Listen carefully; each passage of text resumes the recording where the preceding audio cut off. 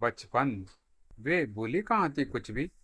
रह रह कर वही दृश्य तो उनके मन को पुरते रहते हैं, और वे अपने आप से ही आंखें चुराने की कोशिश में लग जाती है। पहला ही दिन था उसका उनके यहाँ। उन्होंने बच्ची को चाय पत्ती के डिब्बे के साथ मुफ्त मिली साबुन की टिकिया थमाते हुए कहा था, बहुत महंगा साबुन है यहाँ, अच्छी तरह मल मल कर नहाना, समझी? और सुन, जो नया फ्रॉक तुझे पिंकी की मम्मी ने दिया है वही पहनना। पुराना वाला अपनी काकी को दे देना जब वह तुझसे मिलने आए। वह अपनी लड़की को पहना लेगी। तेरे लिए तो पिंकी की मम्मी ने और भी बहुत से कपड़े ले रखे हैं। नसीहतें देते वे मुड़ी ही थी कि मन कहीं कौंधा। लड़की ने ये क्या किसे हुए सस्ते से प्लास्टिक के गुलाबी क्लिप बालों में लगा रखे हैं, कितने गंदे लग रहे हैं, घटिया से। सुन, बच्ची टिटकी एक बाह पर नए कपड़ों का भार लादे और दूसरे हाथ में साबुन की नई टिकिया थामे उसने सहम कर उनकी ओर दृष्टि उठाई। उन्होंने बच्ची को उत्साह में भर कर देखा था कि नए फ्रॉक के बाद साबुन की नई टिकिया, दूसरे नए कपड़ों और बालों के लिए नए बढ़िया क्लिपों के मिलने का सुनकर लड़की की क्या प्रतिक्रिया होती है। लेकिन बच्ची ने निर्विकार निरपेक्ष चेहरे पर वे कुछ भी मनचाहा नहीं पढ़ पाई थी और मन ही मन फूडी थी। ये गरीब लोग भी कितने बुने हो गए हैं आजकल। अभी जरा सी है और चालाकी का आलम यह कि भनक भी नहीं लगने दे रही कि इतना सब जो मिल रहा है उसे यहाँ उसकी कब सोची थी उसने या उसकी काकी ने। खासी पगार के अलावा बढ़िया खाना पीना जैसा वे खुद खाते हैं, साबुन तेल कपड़ा लत्ता कंधा आईना सब, अपना अलग बाथरूम, छोटा सा ही सही, अलग कमरा, ऐश है उसकी तो। कहाँ उन झुग्गियों में काकी के देरों बच्चों के साथ कोने में डूब कर सोना, न रोज नहाने धोने को मिलना, न भर पेट खाना नसीब होना। यहाँ तो सब कुछ है। देखा था उन्होंने कि झाड़ पोछे की आड़ में कैसे वह पिंकी के ड्रेसिंग टेबल के सामने खड़ी होकर अपने आप को निहारती रहती थी। बेटा बहू चाहते थे कि घर के सदस्य की तरह ही दिखे वह। अड़ोसियों पड़ोसियों को कहने सोचने का मौका न मिले कि बच्ची को काम पर लगा रखा है।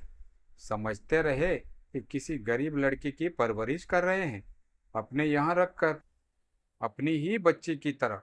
शनिवार इतवार को बगल वाले ब्लॉक के शॉपिंग सेंटर के सामने दो एक्सपोर्ट सरप्लस का हॉट लगता है। बहू वहां से उसके लिए कुछ जोड़े अच्छे कपड़े भी खरीद लाई थी सस्ते में। साफ सुथरी रहेगी, ढंग के कपड़े पहनेगी तो घर में हर वक्त उसकी उपस्थिति भी नहीं खलेगी और बच्ची काम भी करेगी खुशी खुशी। बच्ची वे अपने आप में ही सक पकाई थी। बच्ची ही तो थी वह। रखवाते वक्त उसकी काकी ने पैसे बढ़वाने के चक्कर में भले ही बताया था कि 13-14 साल की थी, पर वे खूब समझ सकती थी कि लड़की की उम्र 10-11 से ऊपर नहीं थी। मजबूरी थी उनकी भी, सो रख लिया था। दिल्ली से लगे इस उपनगर में गगनचुंबी इमारतें तो बनती जा रही थी, एक के बाद एक, और खुले वातावरण तथा सस्ते के आकर्षण में लोग बसते ही जा रहे थे यहाँ। लेकिन बिजली पानी की मूलभूत जरूरतों के अलावा घरेलू काम वालियों की भी खासी खिल्लत थी। दूर दूर तक छिटके चित्रे बहुमंजिले इमारतों के झुंड, लेकिन परिवहन व्यवस्था एकदम अव्यवस्थित असंतुलित।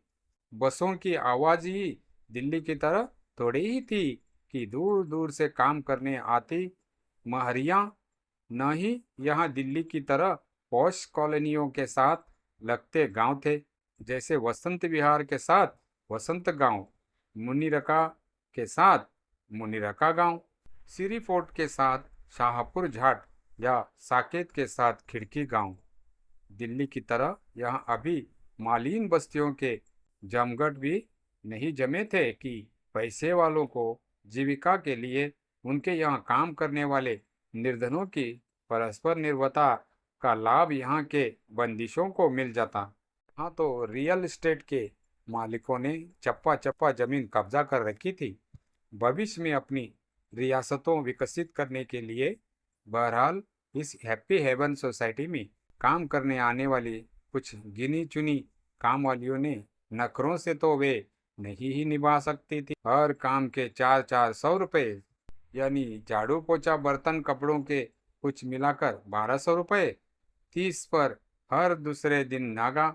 और जो एक काम भी ऊपर से कह दो तो मजाल है कि कर दें। खुशी खुशी कहेगी, आंटी जी और भी 4 घरों में काम करना है, मेरे पास टाइम कहाँ है।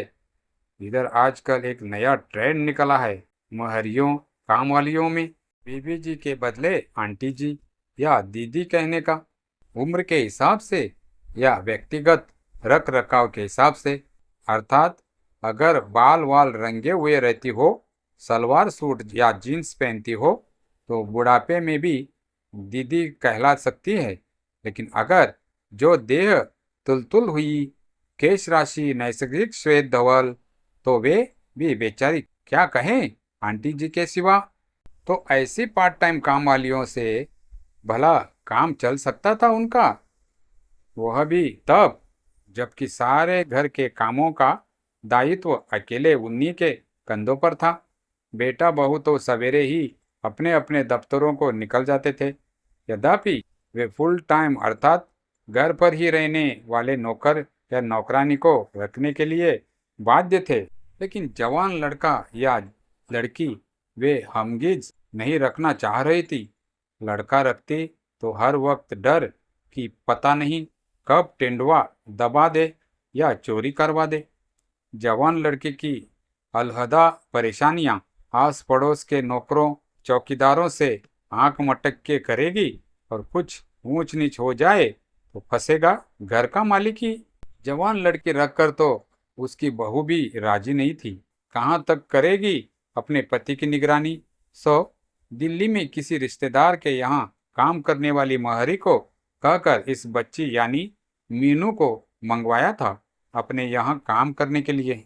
बस्ती के शमशान घाट के पास से बहते नाले के किनारे बनी झुग्गियों में रहती थी मीनू अपने काका काकी के 4 बच्चों के साथ। उन सब बच्चों में बड़ी वही थी। घर पर रहती थी तो बच्चों की देखभाल करती, और जब काकी काम पर निकलती तो वह भी साथ जाकर उसकी हाथ बटाती। काकी झाड़ू देती तो वह पोछा लगाती, काकी कपड़े खींचती तो वह बर्तन मल देती। पता नहीं कैसे कराते होंगे झुग्गियों से सीधे आने वाली काम वालियों से काम। उन्होंने तो नहाने वहाने और साफ सुथरा रहने की आदत डाल एकदम ही बदल डाला था लड़की को। लेकिन उसके चेहरे की चिरंतन उदासी, उसका वह टुकुर टुकुर ताकना, क्या करती है वे उसका भी। जितना ही उससे बात करने की कोशिश करती, लड़की उतनी ही अपने आप में सिमटती जाती। मुंह में जैसे जबान ही नहीं, जो काम कह दो चुपचाप कर दिया, न हाँ न ना। चेहरा ऐसा सपाट जैसे साफ की गई स्लेट। मुस्कान कुछ तिरती थी उसके चेहरे पर। तो बस पिंकी को देखकर जब वह स्कूल से लौटती, और पिंकी भी तो मीनू दीदी करते उसके आसपास ही बनी रहती, चाहे वह बर्तन मांज रही हो या पोछा लगा रही हो। बहू ने ही सिखाया था पिंकी को उसे मीनू दीदी कहकर पुकारना।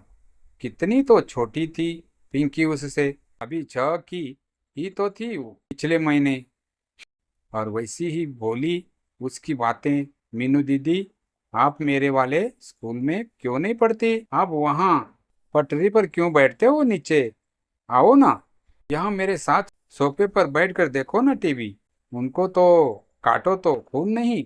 सक पकाकर वे दौड़ी थी उसके पास। मीनू को किसी काम से रसोई में भेज वे पिंकी को खींचकर अपने कमरे में ले गई थी। अरे बुद्धू, वह हमारी मेड है, काम करने वाली, वह तेरे साथ सोफे पर कैसे बैठेगी? उसके माँ बाप बहुत गरीब है, गांव में रहते हैं, इसे खिला पिला भी नहीं सकते, इसीलिए तो इसको काकी के पास भेज दिया दिल्ली में कि काम करके उनको पैसे भेजें।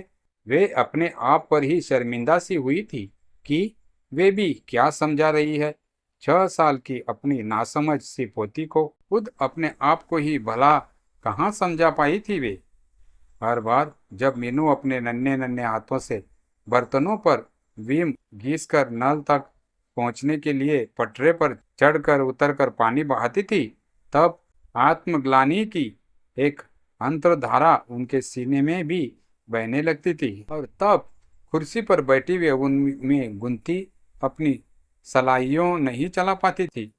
उन्हें वही कुर्सी पर छोड़ वे धीरे धीरे चलती उनके पास पहुंच जाती।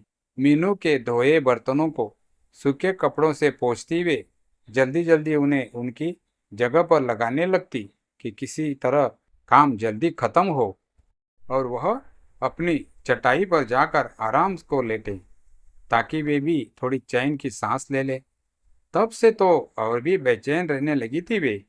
जब दिल्ली में पढ़ रही थी उनकी भतीजी गरिमा आई थी उनसे मिलने। आते ही उसने सबसे पहले यही नोट किया था, ओ गॉड बुआ, यह क्या कर रही हैं आप? Child labour? इस बच्ची के पढ़ने के दिन है और आपने यहाँ इसे काम पर लगा रखा है। उन्होंने अपनी दलीलें दी थी। यह अपनी काकी के साथ दिल्ली में कई कई घरों में काम करने जाती थी। वहाँ कौन सा पढ़ने जा रही थी? यहाँ तो एक ही घर का काम करना पड़ता है। फिर हम इसे इतनी अच्छी तरह रख भी तो रहे हैं। सवाल यह नहीं है बुआ, सवाल है बच्चों के अधिकारों का, बच्चों के शिक्षा पाने के अधिकार का। आप इसकी काकी को काम पर रख लेती और इसे पढ़ने भेज देती। आजकल तो वेल टू डू लोग अपने नौकरों के बच्चों की पढ़ाई लिखाई स्पॉन्सर करते हैं। गरिमा की इन बातों का वे क्या जवाब देती? किस आशीर्वाद, किस यूटोपिया की बातें कर रही है ये लड़की? घर गृहस्थी से पाला पड़ेगा तब पूछेगी वे उससे सिद्धांत और व्यवहार का फर्क। वे कोई अनपढ़ गवार नहीं है कि उन्हें यह सब पता नहीं जो गरिमा कर रही है। और इतने बड़े ओहदे पर कार्यरत उनकी बहू भी क्या गरिमा से कम पढ़ी लिखी है? लेकिन मीनू का ही सोचने लगती वे दोनों, तो उनका अपना क्या होता? कौन निपटाता घर भर का इतना काम इतने सहज तरीके से? और फिर क्या उन्होंने ठेका ले रखा है दुनिया भर को साक्षर बनाने का, पढ़ाने का? अपने ही घर के प्राणियों ही सही देखभाल जो हो जाए यही बहुत है। आज के युग में अपने ही एक दो बच्चों को पालने पढ़ाने में लोगों की चूल्हे हिल जाती है। जब भी तो बरसी थी बहू उस दिन पिंकी मीनू पर और साथ ही उन पर भी। जब साल के आखिरी में बची हुई कैजुअल लीव लेकर कुछ दिन घर बैठी थी, दोपहर को पिंकी के कमरे में अचानक ही गई तो देखती क्या है कि पिंकी अपना बस्ता बिखेर एक एक कॉपी किताब मीनू को दिखा रही थी। देखो, यह इंग्लिश की वर्कबुक है, यह कर्विस राइटिंग की कॉपी है, यह मैथ्स की बुक है, और देखो मेरी ड्राइंग बुक, यह मेरी स्क्रैप बुक। बड़ा मज़ा आता है स्कूल में और टिफिन टाइम में झूलों पर तो बड़ा ही मज़ा। अच्छा, बड़ा मज़ा आता है स्कूल में और घर पर पढ़ाई में जरा भी मज़ा नहीं आता। सारा दिन खेलती रहती है इस मीनू की बच्ची के साथ। बहू ने पिंकी के कान उमेड़ते हुए उसे अचानक ही चौंका दिया था। मीनू कांप कर जहाँ की तहाँ खड़ी रह गई थी। पिंकी रुआसी सी हो अपनी कॉपियाँ किताबें स्कूल बैग में भरने लगी। तू क्या कर रही है खड़ी खड़ी? बहू ने फटकार लगाई। जा अपना काम कर, जाकर बिगाड़ रही हो वो लड़की को।